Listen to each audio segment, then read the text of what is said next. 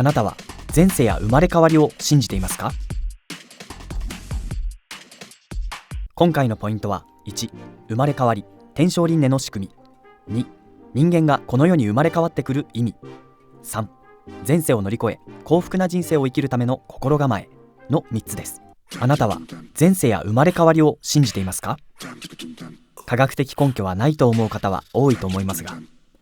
さまざまな宗教や心理学の世界でも前世というものが信じられています。まず結論から申し上げますと、前世は明確に存在します。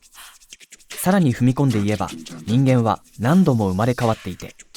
天正輪廻は一度きりではないのです。例えば仏教では因果の理法という言葉が説かれています。この因果の理法は簡単に言えば、いいことをすればいいことが、悪いことをすれば悪いことが起きるといった法則です。仏教ではこの因果の理法は前世、現世、来世を貫いて存在すると説かれています。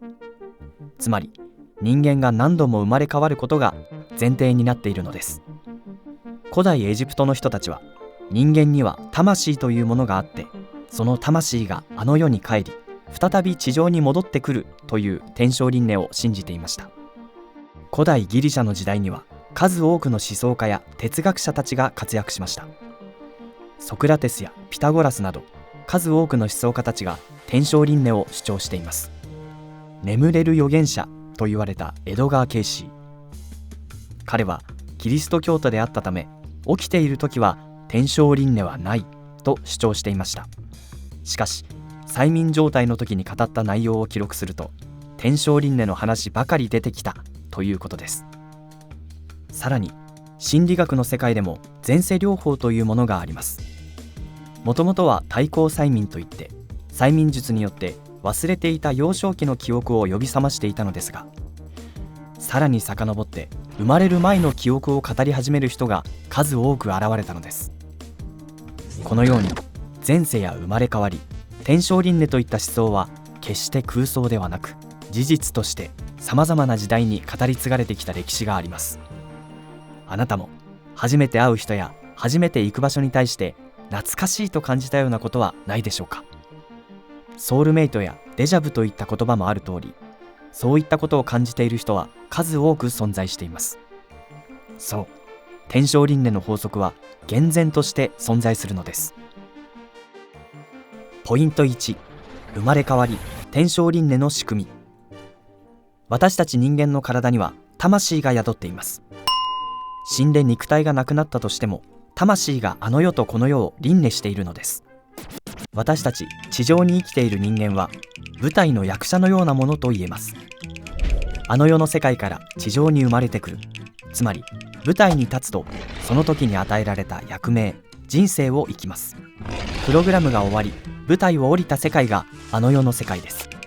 あの世の世界こそが本来の世界で、地上が舞台なのです。新しい役をもらって次の舞台に立つときは、自分も周りも役割が変わったり、時には性別が変わったりすることもあります。動物など別の生き物に生まれ変わるといった説もありますが、原則人間は人間として、動物はその動物として生まれ変わります。非常に頭のいい動物が経験を積むために人間に生まれ変わったり、逆に衝動的本能のままに生きたがゆえに人間が動物に生まれ変わったりするケースもありますが、これらはあくまで例外です。このように私たち人間はさまざまな時代にさまざまな立場で何度も何度もこの地上に生まれ変わっているのです。ポイント2、人間がこの世に生まれ変わってくる理由。なぜ私たち人間は生まれ変わるのでしょうか？先ほど人間は人間に生まれ変わると言いましたが、同じ人間といえども国籍や時代、人種、さらには身分、職業、性別までも違うことがあります。例えばある時は一国の王子様として生まれた人が、次の人生では食べ物にも困る貧しい家に生まれることもあります。人間心で考えれば、お金持ちで身分のある家に生まれたらいいのにと思ってしまう人も多いかもしれませんが、お金持ちでも慢心して人に嫌われ没落していく人生もあれば、貧しい生活から抜け出すため努力して出世していく人生もあります。どんな人生でもその時代、その立場でしか味わうことのできない新しい経験ができるのです。そして新しい経験を通して魂を成長させること、自分の個性を生かして人々を幸せにし、世界をより良くする使命を果たすことの2つを目的として、人間は何度も生まれ変わってくるのです。私たちの魂はさまざまな試練を乗り越え成長していくために、この地上に何度も生まれ変わっています。生まれ変わる中で私たちは一定の魂の傾向性、魂の癖のようなものを身につけていきます。その魂の癖にはいい癖も悪い癖もありますが、悪い癖は失敗のパターンとして現れます。一定の傾向性が身についていると、天生の過程で同じような局面に遭遇した時に、人は同じような判断、決断をしてしまうのです。例えば、いつも人とぶつかって人間関係をこじらせてしまうとか、勝負どころになるといつも逃げ出してしまうとか。自分の癖は分かりにくいですが、人を見るといつも同じような失敗をしているのが分かるはずです。誰しもその人なりの魂の癖、傾向性があります。私たちはこの世に生まれてくる前に自分で人生計画を立てます。この人生計画は人によって様々ですが、あえて自分にとって辛い苦難や困難に遭遇することを自ら計画することもあります。例えば、前世も前々世も勝負どころで逃げ出した人が今世も同じような勝負どころを設定することもあります。前世で人間関係がこじれた相手と今世また出会うように計画する場合もあります。それは一つの挑戦です。今度こそ逃げない、今度こそうまくやろう、そう意気込んで生まれてきます。失敗の可能性もありますが、成功すれば魂の悪い癖、傾向性を克服して魂を成長させることができるからです。このように私たちは人生の問題集として自ら苦難や試練を決めて生まれてくることもあるのです。ポイント3、前世を乗り越え幸福な人生を生きるための心構え。人生の問題集は前世で解決できなかった課題にもう一度チャレンジする場合や、前回自分が経験したものと逆の立場でチャレンジする場合など、現れ方は人それぞれで様々なケースがあります。それではここで誰もがぶつかる壁である人間関係を例にとって考えてみましょう。まず、あなたが人生で一番嫌いな人、苦手な人の顔を思い浮かべてみてください。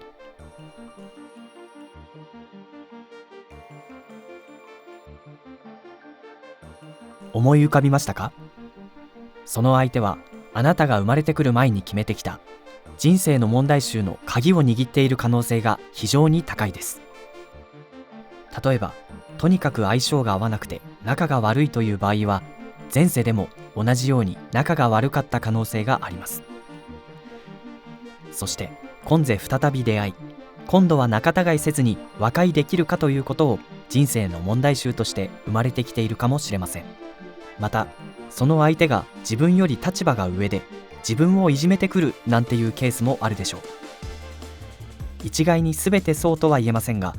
前世で弱い者いじめをしたり、自分の子供や配偶者などにひどいことをしていた場合、逆の立場に生まれて相手が味わった痛みを経験するということもあります。その痛みを知ることで、自分は絶対に人にそうしないようにしようと決意するきっかけになったり、同じような苦しみを持っている人の悲しみを理解し、助けになることができるパターンもあります。また、もしあなたが今誰かをいじめる側に回っているのだとしたら、それは来世自分に返ってくる可能性もあるということです。逆に、とても仲のいい家族や夫婦、親友などの存在もいるでしょう。そういった人たちも前世で縁がある可能性が高いです。今世も一緒に生まれ、お互いの成長のために頑張ろうと約束してきた人、いわゆるソウルメイトかもしれません。さて、人間関係を例にとりましたが、人生の問題集はそれだけではありません。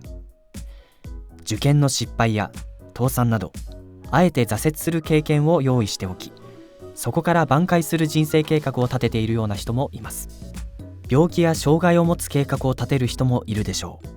う。病気や障害を抱えながら生きていくことは本当に大変です。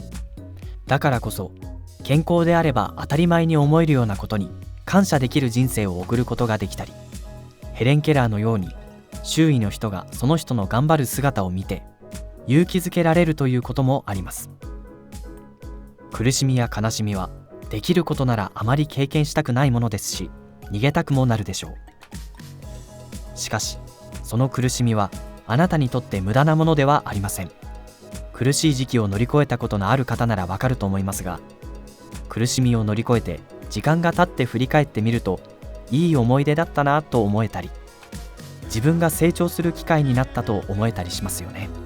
人生の問題集は人それぞれ違いますが、自分が乗り越えられない問題を決めてくることはありません。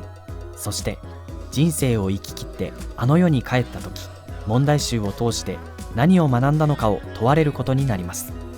まずは自分が決めてきた問題とは何なのかを知り、その問題の解決のために立ち向かっていくこと、そしてそこから教訓を得て成長していくことが今後のより良い人生、ひいてはより良い来世につながることになるでしょう。ここまで皆さんと共に人間が天正輪廻をしている仕組みやその理由、そしてより良い人生を生きるためのポイントを考えてきました。苦難困難は自分の乗り越えるべき人生の問題集として向き合い、来世に向けて良い種をまきながら幸せな人生を手にしていただきたいと思います。